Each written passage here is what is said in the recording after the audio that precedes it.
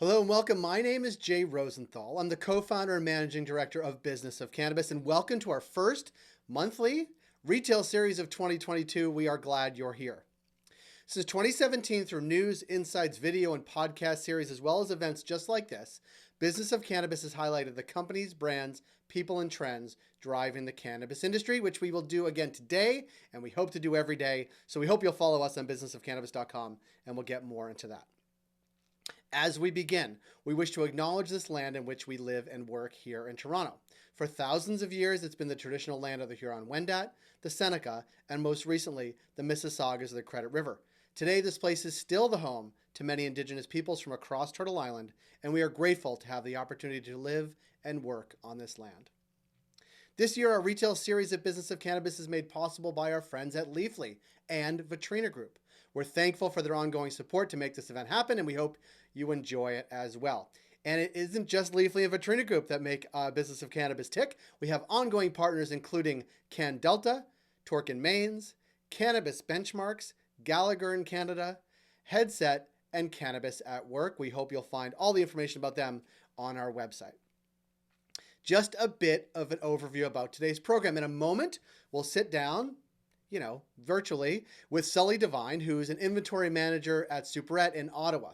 Sully handles inventory in one of the most well-known and well-respected cannabis retailers in Canada, and we wanted to get his experience for you today, so that's coming right up, and we think you will like Sully. We've talked to him before, and we are quite excited to have him. Then we'll have a conversation with Krista Raymer of Vetrina Group and David Downs, the California editor of Leafly. We'll do a deep dive into the how, why, and what of inventory management for the coming year, a bit about how to do inventory management, but also a bit about how it works in store. As always, after the main stage component of the event, we'll open up the breakout session. You can go face-to-face with some of the speakers and each other and me, and we'll open up to one-on-one networking as well in the Hop-In platform. We like to call the one-on-one sort of a businessy speed dating. Others call it high-speed dating because it's cannabis. Either way, it's professional. It's great to meet new people either in the breakout session or in the one-on-one networking component. During the program, this is a shout out, you will see my colleague, Tara McManus, posting updates in the chat. So be sure to say hi to her over there on the right-hand side of the screen. So hi, Tara. Give me one moment because I'm going to change my hat. Actually, I'm going to be very on brand for Sully. And I'll be right back with the inventory manager of Superette, Sully Devine. Just give me one sec and we'll be right back.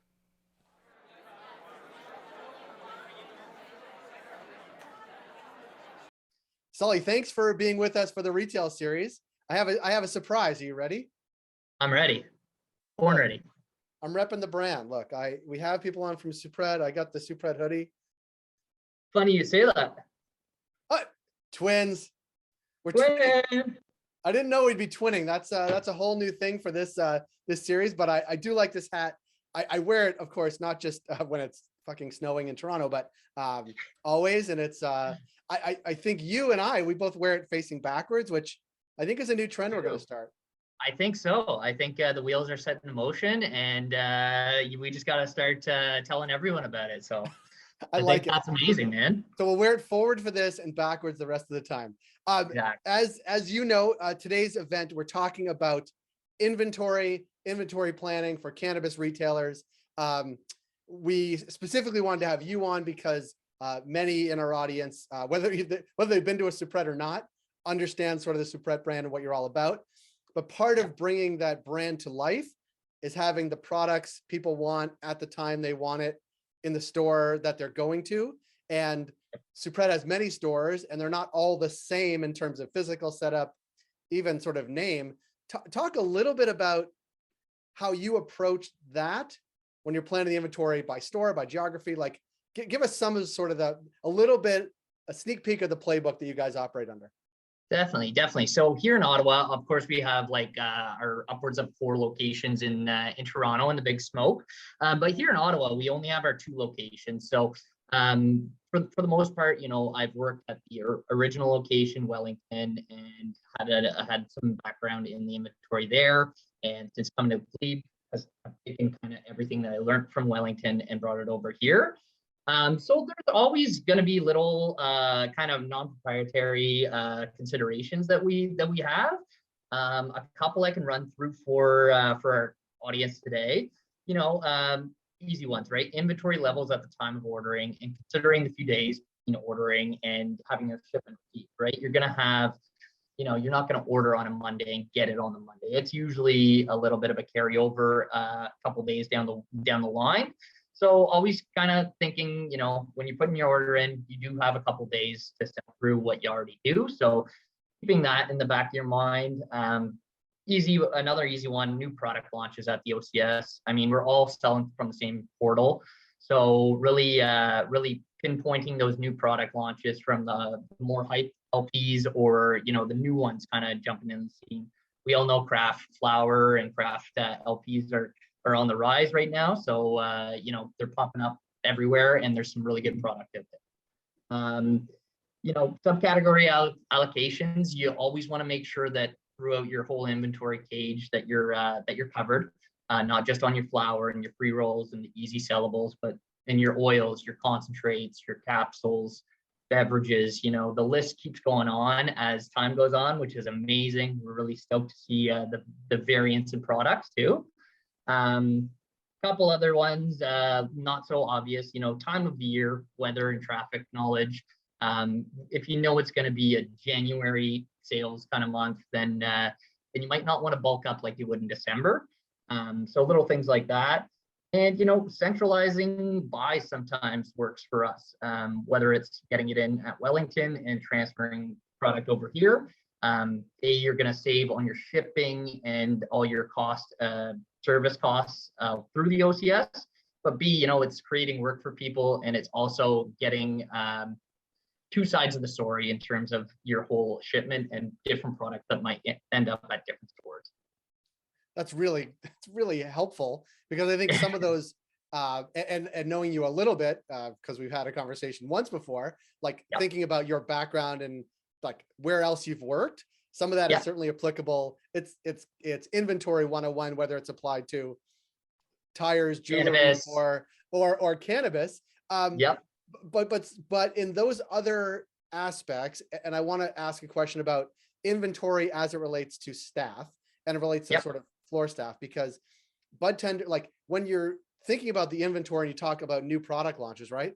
Like how important do you consider the education and training of the staff with the new inventory and the constant turnover and new products hitting the shelves, but being able to train the staff to actually sell the product? Like there's a lot of considerations. It's not just new products are here, now go sell them. Like there's more to it. Yeah. No, and it's every week, right? You're seeing new SKUs launched and different genetics, different lineages, different products altogether, right? There's so much new hitting the shelves nowadays. There's hot sauces, there's lozenges. So incredibly important. I've always said that if you're a bud tender and you don't know what you're selling, you're probably not going to sell it, right? So, your flower and pre-rolls, they kind of speak for themselves, but having that product knowledge, even in those fields, going into genetics, going into lineages. A lot of our crowd come from the gray market, so they know all these names that might not appear on the cases here, but with some simple digging and some research, it's always going to be available. So yeah, like incredibly important. We wouldn't have one without the other kind of deal. You need the education to go into it for those inventory to move, really. Yeah. I want to think about, or have you think about and sort of broaden the scope. Obviously, you are in Ottawa working with the shops there, but certainly here in Toronto with the stores that Superette has, like there's one store that is just beverages and pre-rolls. And maybe this is a sense of like, especially with the geography of that one being near a park, like, do you think stores overall, like what would your advice to stores that are like, not even Superettes, but like thinking about their unique geography and their unique sort of demographics of people coming into the store, either situationally or otherwise, or seasonally, versus like what their inventory looks like? It sounds like they ought to be considering all of those things, well, all the time, because it matters. And I think importantly, you don't want things on the shelves that are never going to sell. Yeah, no, and we've seen it with some of our new locations in Toronto, such as the Sip and Smoke, right? If you're going to be posted near a park or a public space that's more for the consumption reasons rather than the take home the bulk and go home, then you should play into that market. Nowadays, with the subcategories, you have about at least a dozen. So there's a ton of different products to come into the stores. Whether or not you're going to sell them in that geography or location remains to be seen. So really hitting on, your neighborhood faves. You might not know it until you open, but it's always good to even look at that first few weeks of sales to see what's moving and shaking. For our sip and smoke, obviously, it's a lot of pre-rolls, it's a lot of beverages, a couple edibles mixed in, and a couple flower SKUs as well. So again, it's just finding what your neighborhood's going to take to. In terms of Ottawa here, Wellington is our big bulk store. So a lot of people really buy their ounces, or if they're looking to grab a craft 3.5, they're grabbing 3 or 4. Whereas here in Glebe, which is only about 20-minute drive or 15-minute drive away, you're seeing a lot more beverages, you're seeing a lot more pre-rolls, you're seeing a lot more edibles. So that sometimes takes time to really figure out, but it is something that's integral and important. You don't want to bring in product that's not going to sell in your neighborhood. It's interesting because you're talking about is the right word, longitudinal. I don't want to screw it up by using a big word, but that's based on what's moving in store for sure. And I wonder though, as well, how closely are you in touch with the sort of frontline folks who are answering questions all the time from does that impact sort of how you think about what you carry in an ongoing way? There may be products that aren't moving because they're not there, but that you're hearing about it from your frontline staff, and that's sort of critical. Yeah, you hit the head on the nail. I mean, in terms of being in inventory and being in cannabis, you really have to lay a lot of the trust into your frontline staff, whether it's bud tenders, inventory specialists, even we have a host here at our store. Sometimes they're hearing stuff as customers are entering the store. So keeping that ear to the ground. Again, there's a lot of resources online to hear about everyone's experience with certain products or certain companies. But hearing it from the customer right there in front of you, we always take down some customer requests if it's a product or a producer that we haven't carried before, and we'll try and follow up with those customers and make sure that they're getting the right product. But if I have, Ryan over here telling me that, product X is selling 5 times more than product Y, then chances are on the next order, I'm solely getting product X and maybe taking a back seat on product Y. So it's integral to success in cannabis. Yeah, I mean, it strikes me as we sort of wrap up this conversation that it's like 3-dimensional chess. There's obviously the good business practices of how to do inventory. There's the data stuff that you're seeing in 1 day and 1 week and 1 month and over time. There's the demographics and geographics and seasonal considerations that are overlaid on top of that, and consumer questions, frontline staff, and the training. It's one thing it's a snowball.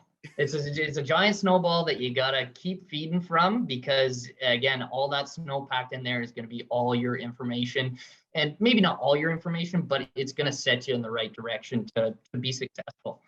I always say too, we're a little different than another market. A lot of people compare us to alcohol as a controlled substance. Our product is live. It's fresh. It's a plant. You want to make sure that your package dates, that you're not getting in the stuff that was packaged half year ago.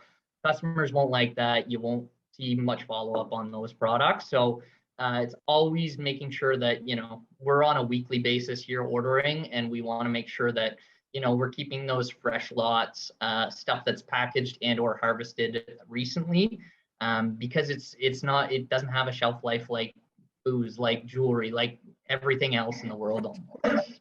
Well, Sully, this has been awesome. I want to let you get back to the day job, because there's shelves to keep stocked and people to keep happy. But I appreciate the time. I like the hat. I'm going to turn mine around as soon as we get off, so people can see. Sweet. There we go. Let's do it now. We're good, man. All right. I really appreciate it. And thanks for having me on. And hopefully I provided some information for you guys to use. Well, we'll see you in Ottawa sometime when it's warmer than right now. Perfect. Thanks, Jay. All right. Thanks, Sully. Have a good one.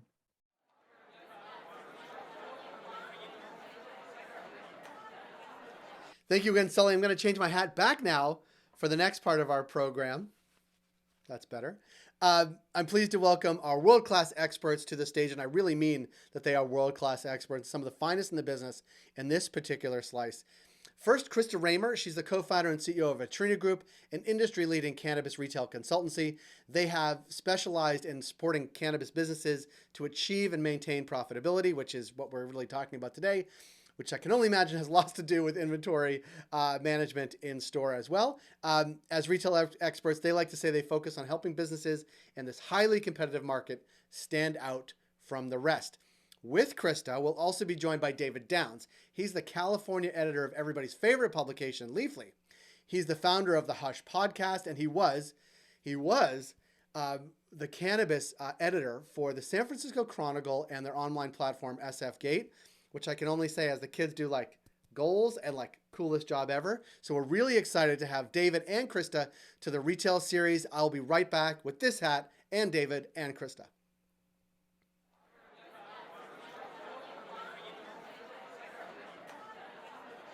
Krista and David, thank you for being here. I'm excited to have you guys at this retail series as we kick off 2022, because I think one of the things that all cannabis retailers and dispensaries need to think about is inventory. Beginning of the year is a good time to think about inventory because things are new, things are fresh. It may even be a little bit of a slower time following the holidays. Krista, I want to go to you first. Talk a little bit about just the like underpinning of why thinking about inventory in an intentional way is super important for cannabis retailers. I think that inventory and how we think about inventory has shifted over time since retailers have been open, and we have also seen the evolution of product. We are now in this position in Canada and in a lot of states in the US where we see a lot more product options today than we did a year or 2 years ago. And so now, as having more options, we also need to think about what our assortment looks like for our customer base. The reality is the investments that we make into inventory reflect usually one of the largest cost categories on our P&L. So next to our lease obligations or our hiring costs, where is the next line item? It usually sits somewhere in inventory, if not above either one of those two items. And so when we have that much cash flow locked up in the business at any given time, we need to make sure that it is able to move and connect directly with our customer base. And therefore, dialing in a retail strategy and knowing where our fast performers are, what our slow performers are, and kind of what assortment we're offering our customer base is really key when we think about scaling and growing our businesses. Thank you. That's super helpful. David, I want to go to you because Krista said two words next to each other a couple of times: customer base and consumer base.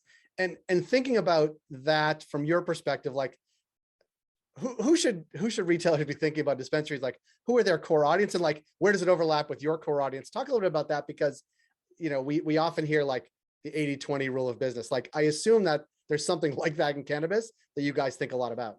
Yeah, have an idea of who you want to serve, who's in a 1,000-foot radius around your shop, and what type of demographic they are and what their sort of needs are.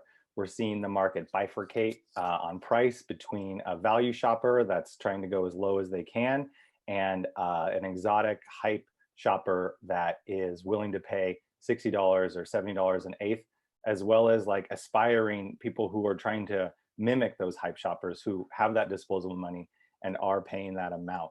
One thing you can see in federal health surveys is that there's a 10th decile of cannabis consumer that's buying about half of all the products. They are disproportionately young, with lesser income, spending more of it on cannabis, and they're living that whole cannabis life. They're hashtagging what strains they're getting. It's part of the social capital of their circle, and that shopper plays outsized influence in the market as a whole. They pull things.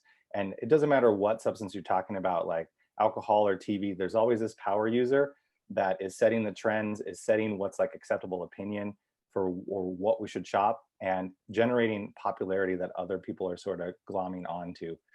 So if that's your consumer, have what they want. If it's that value consumer, give them what they want, and just be cognizant of who you're targeting. It's not just like we have weed, come and get it anymore. Right. So there is an 80-20 rule potentially too, but also maybe more importantly, the 10-50 rule. Yeah. Can I ask you a question? Because often, everybody reads Leafly. That's no surprise. But talk a little bit about some of the things you're seeing trending in terms of product, and maybe even specifically sort of flower. We all saw last year sort of the strain of the year. But talk about what's trending, certainly in your neck of the woods, but California specifically, as I think California sort of leads all cannabis consumers, and where we will be 6 and 12 months from now. Yeah, I remember, decades ago, your dealer had like 2 strains or 1, and it was kind of take it or leave it. Now there's 200 flowers in a store, and flowers 50% of the total market, which is a $20 billion legal market here in California. They're going to be growing like 2,200 metric tons of the stuff at least this year. And there's very much strain trend trajectories that we're tracking at Leafly that are stable over time, just like they are for Yeezy shoes or Tesla cars or PlayStation 5s. There is a subset of strains that are not particularly menu available yet. They're consistently oversold, and the demand remains high for them. And they generate outsized interest because they're part of the cultural narrative of what's going on in cannabis this year. So we just published the top weed strains of 2022, the ones people should be watching out for if you want to smoke the hype, or if you're a buyer and you want to plug into some of these high-end shoppers. We continue to see the dominance of cookies strains and modern cookies crosses, as well as mints crosses. And so Compound Genetics is dropping their Jokers line, which is a runs to a jet fuel gelato, and that's going to sell instantly. And we're going to continue to see a big push around runts and jet fuel gelato. These strains are tied into the culture. They have rappers rapping about them on Spotify. The lyrics are on Genius, and they're in your Instagram feed. Conversely, or similarly, we're seeing Skittles terps in general. Like if you can buy any Skittles strains, get them in the house. The terps carry through into the finished product and can last there on the shelf, so that it smells really good and fruity and syrupy when you open it, and that smell carries through to like a hybrid effect. 2022 will be the year of more Skittles crosses, including all the Rainbow Belts line that Archive Seeds has done, mixing Skittles and Dosey-Dos. And Rainbow Belts 3.0 drops on February 1st. We'll have that in our best seeds report coming up. In that cookie space, apples and bananas, Mac V2, the layer cake and wedding cake craze continues. Oreos takes market share. And then as a counterpoint to those sweet strains, we see all the GMO crosses that are must-haves this year. That's your garlic breath, your garlic cake. We're seeing strains like meat breath and the crosses of meat breath. People like the savory counterpoint to the sweet, and that high THC consumer that's really bored, that needs a new flavor every week. They're on that cutting edge of those weird flavors. And then lastly, don't forget the mint strain craze. Kush Mints was probably was one of the top strains of 2021, and it's been building since 2020. In 2022, I know Pacific Stone here in California is going to be harvesting 27,000 plants a week of that stuff. And the Kush Mints crosses from Breeder Seed Junkie are going to sell out in stores. These are all strains. If you're not going to buy them, you want to have a good reason why you didn't buy them, why you're serving a different subset of that community in your area. Yeah. Wow. I couldn't take notes as fast as you're talking. Luckily, I can play this back after the event and slow-mo, because I think it's also helpful. And we can post the piece that's on Leafly as well, because I think people would like to sort of dive in and read. And Krista, it lends itself to a question like, how do I know if I'm doing inventory right? Like what should I be measuring as a store owner or as a buyer or even a bud tender, sort of looking what's happening? Like, how do I measure if this is going well? Yeah, well, I think like to David's point, we just talked about so many different strains and a variety of different products and formats that are also coming to the market, that we need to be cognitive of what our overall assortment is. So potentially one of the very first steps when we think about inventory management and being able to offer newness and diversity, but also ensure that we have those core SKUs or core products that are going to continuously service the market, is looking at what that balance needs to be for our retail environment, and then allocating out kind of like what quantities of products fit into those different subcategories and breaking it down to smaller digestible pieces. Okay, so what does that mean? That might mean if we're carrying 200 flower products, as kind of David was talking about, that we are breaking those into smaller subcategories so that we can actually see where the data goes. The biggest issue with inventory is when we look at it and we say, okay, where's the revenue coming from? Revenue tells us a very particular story about sell-through, but what is more interesting is often velocity. And so if we are selling product that's really expensive, but we're not selling it at a high frequency, we might have it overperform if we only look at revenue numbers, but we actually want to look at the velocity and how many quantities and how we can reinforce that behavior. So can we amplify velocity by making sure that we have the right products in the right subcategories? So we take large data sets, make it into smaller actionable pieces. Then we can specifically look at the velocity and pull insights out of that. If we don't know what the data is telling us, we don't even know what actions to take in the first place. And so when we get into smaller data pieces, then we can decide what we need to do with it. So if we have slow moving SKUs, does that mean that we are running some type of promotion or that we are doing something in our physical stores with our bud tenders to be able to connect this product better with our customer? Or does it mean that it's been in store so long that we need to take an action like mark it down? And so those strategies and understanding what velocity in what category shows up is one of the first steps in being able to manage that inventory level. Yeah, I want to jump in there and build on that and say, like, you should know who the top 10 local strains are in your area. It's always surprising to see Durban, this old school sativa, ranked number 5 in Colorado, the most mature cannabis economy we have. If you're a buyer there, you want to have a good line on Durban and maybe have like a value Durban, as well as like pay attention to any like hype Durban cross. So again, you're targeting that value shopper who's there every day with a little bit of money, as well as that month-to-month splurger who wants to be sold a story as much as they do a strain. I want to go ahead. Sorry, Jay, but to your point with the assortment strategy is if we're going to carry a strain, are we carrying it as a strain at an entry price point? Are we carrying it at a higher price point? When do we carry both? Do we carry both? The velocity is going to help tell us that story. And so inventory is a lot about test and iteration as we get to know our customer base, and then being aware of the trends, bringing things in to test and see how it goes. Also, to your point, David, is one of the things that is really interesting is the sell-through of a lot of strains is often connected to food-oriented names because they feel familiar to customers. And so one of the things that we want to think a lot about when we are bringing in strains like that is also, how do we highlight that we have that product in store? And historically, across Canada, more specifically, I think as we've split up stores into sativa, hybrid, or indica products, but there's another narrative that we can be telling. And that one, for example, could be strain specific. Yeah. It's interesting you talk about it, and I want to touch on two things.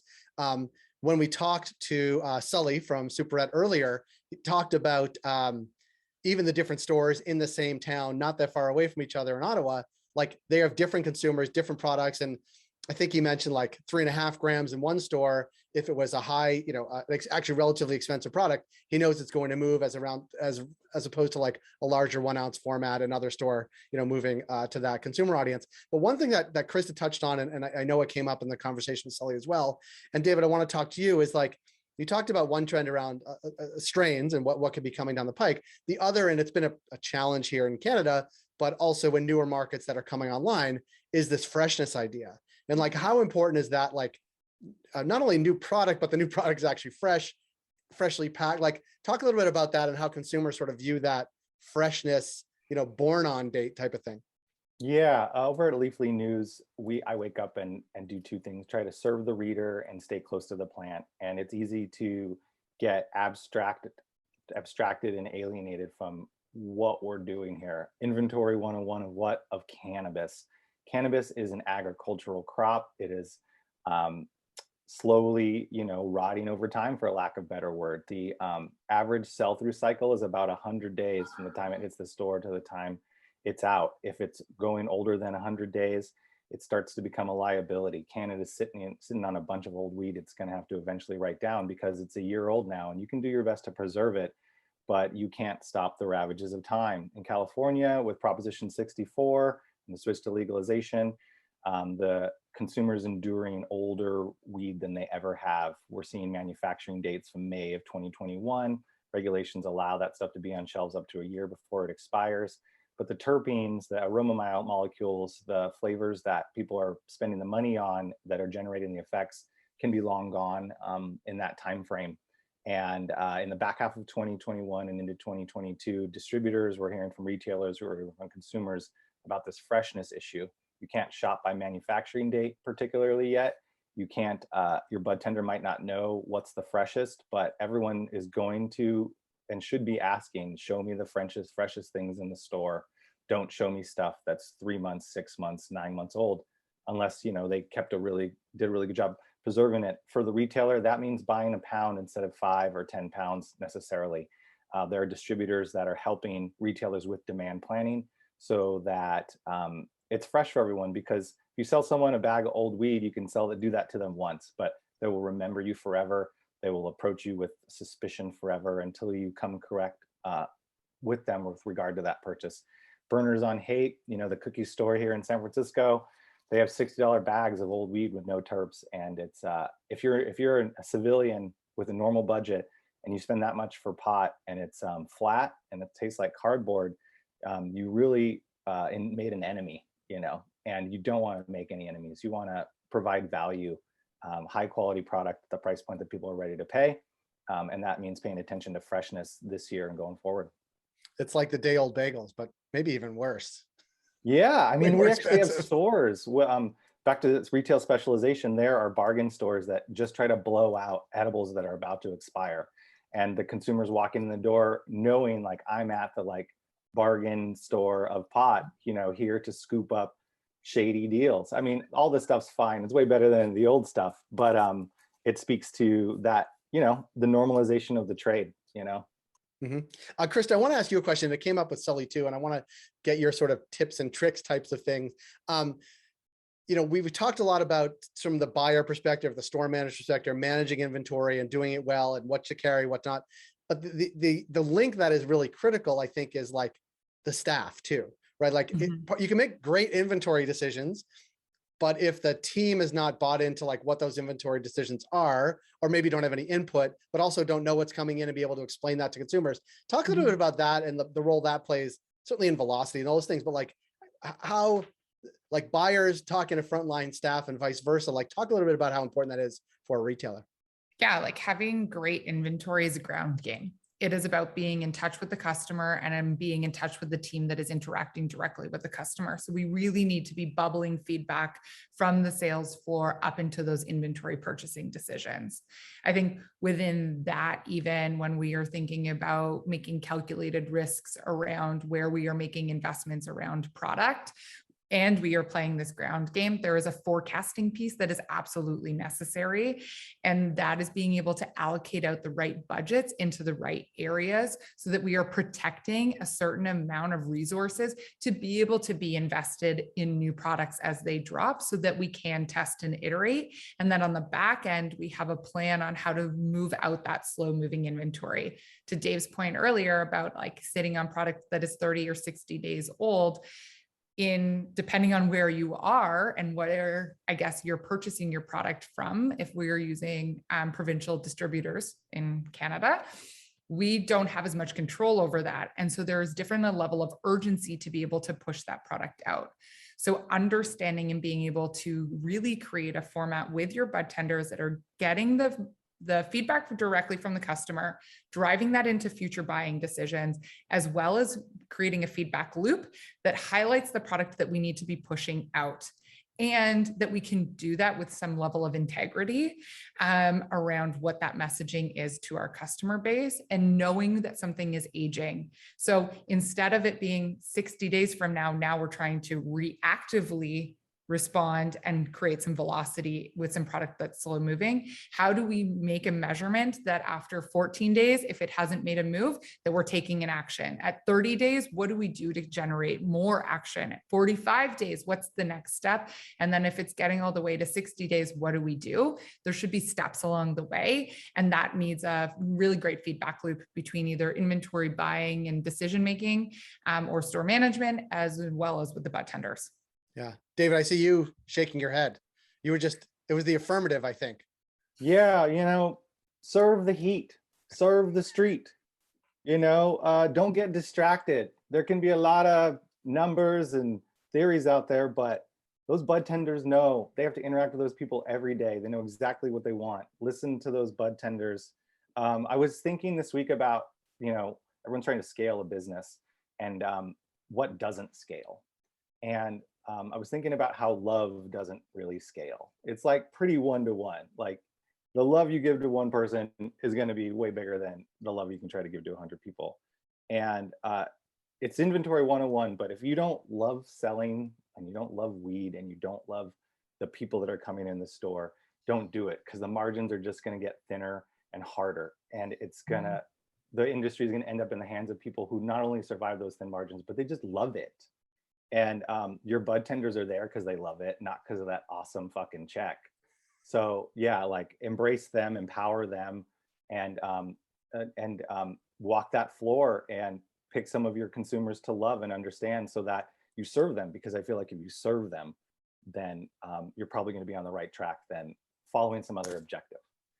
I don't know how to top that. The love you give is like, you've really put a philosophical stamp on this presentation. I want to thank you, David, and thank you, Krista, for joining us here today. We'll be sticking around in the breakout room to sort of continue the conversation. But thank you both for being here. We look forward to connect with you both down the road in an ongoing way. And thanks for sharing your expertise.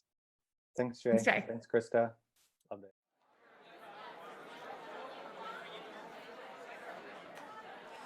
Thank you all for joining us here today. And thank you, David, and thank you, Krista, and thank you earlier, Sully, for being with us. On the left-hand side of your screen, you'll see the sessions light up with a little red thing that says live, where you can join us, share your camera and your microphone, and join the conversation as well. There'll be networking open where you can go one-on-one and be matched up serendipitously with someone else who's in the room. You'll be connected, I think it's for 4 minutes and 20 seconds. So feel free to do that networking there. Finally, we have tons of programming coming up. You can visit our webpage on businessofcannabis.com, go to the events section to find out more. But of note, Business of Cannabis New York sessions on March 10th in Brooklyn. On April 6th, Business of Cannabis Miami, where we'll be talking about retail tech, design, and data. You can find all the information in our website, but also in the chat over there. Thank you, Tara. Before we do any of that, we'll be right here next month with our next retail series. So check your inbox for details on those events and much, much more. Thank you again for being here. Please visit businessofcannabis.com to find out all that we do on LinkedIn, Facebook, Instagram, Twitter, and our newly launched YouTube channel, which we'll post in the chat as well. Thank you all for being here today. We look forward to connecting with you down the road. And all of this content will be on our website and our YouTube channel starting tomorrow. So if you want to watch it at like 1.5 speed to skip past the boring parts, or to skip ahead to the good parts, or to slow it down, especially with David Downs, to hear the strain names of what is trending, please do that. Again, you can find that at businessofcannabis.com or YouTube/Business of Cannabis. Thanks, everybody.